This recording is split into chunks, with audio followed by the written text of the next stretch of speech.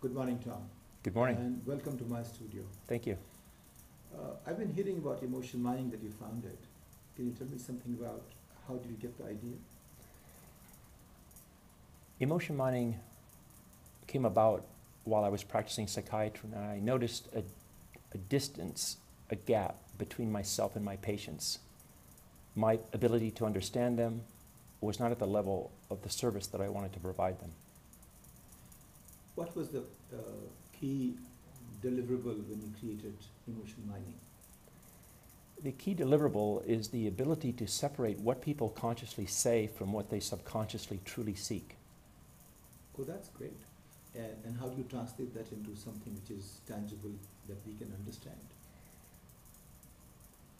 Going into the invention of this, which is a technology interface that is entirely algorithmic, we simply ask a person to project their deepest truths in a way that makes them unaware of revealing the import of what they're saying. But our algorithms are able to prioritize their responses into conscious, cluttered thinking and subconscious truths. How is it different from something we hear about emotional intelligence? Emotional intelligence is a system that actually post-dated. If you read our case material with American Express, our work by about 5 years. But nevertheless, it represents the cognitive behavioral world that we operate in, which is, if you read the original book and see how it's been combed out so effectively in leadership and organizational work, let's train ourselves, right? Let's train our children to be more emotionally competent, more tuned in, more aware, self-controlled. We offer a view not of that conscious state of mind that we've been trying to perfect forever, but rather the larger part of the mind that is under the surface. And I also hear about something called motivational intelligence. How is it different from that? All that I know is it's a term that I offered to my colleagues 10 or 20 years ago when I saw emotional intelligence on the front cover of Time magazine. I said, someday there'll be our work, and it will be called motivational intelligence, and it will be on the front page of Time magazine. I don't know who owns that phrase today. Let's say we haven't leveraged it yet. It might be a good name for a book that might be written. So I would gather that your clients are mostly corporate. Yes. And you do not practice as a psychiatrist with these tools?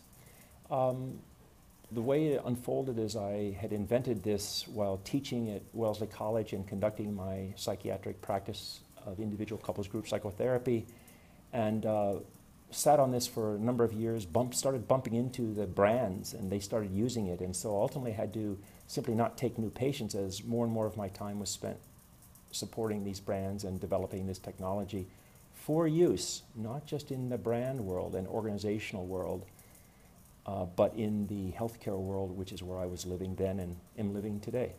Would you mind naming some of your clients, major clients?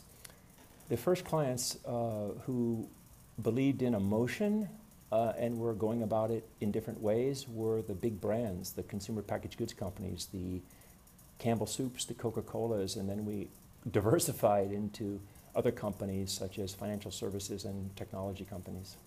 If I'm running a financial services company, how would I benefit from using your technology? At the most fundamental level, imagine your financial service provider face-to-face with the client or the couple, as it were. Imagine being able to begin that conversation already knowing the subconscious truth. How does something make you feel of that client or of that couple that is being served? And how will will it be sent to a chief marketing officer or chief human resources officer? Who will be the first user of your technology? Our technology has found its applicability during its R&D period in brand marketing, in organizational leadership and productivity, and in service quality, which leads us all the way back to healthcare and education. And how would an executive justify using your services on the grounds of ROI? Imagine having a comprehensive picture of what your customer or your employee is feeling about how does something make you feel. Imagine saving mental energy, time, and money, focusing your strategic resources and your creative resources on messages that can predictively and prescriptively move the business needle. So in which case, what are your plans for the next 5 years? First, this technology will be made more accessible. It's versatile, it's scalable. Today it will be made more automated and more at your fingertip for enterprise and corporate decision makers. At the same time, there will appear an app which will be used for personal decision making. So almost sounds like web-based Facebook for Mind. Yes, we have a very strong vision for the community of users this will develop. Super. So in which case, where are you taking it in terms of making it accessible to individuals? How would you do that? We will be launching an app that will be essentially free worldwide for personal decision making. It will be used for people, as we've done a lot of testing, to grow relationships, to unlock their creative potential, to make a change in their life, to resolve a problem, to address any social issue, and to be able to then share and compare those results with other people around the world. And how large is the current team? The team is about 10 people, and we have a strong team forming around the enterprise application as well as around the app. Wonderful. And what is the vision of Tom Snyder? What kind of leadership he's going to provide to the world with this? Well, borrowing on the shoulders of giants, adaptive leadership, tuned in. Let's serve people at a deeper level.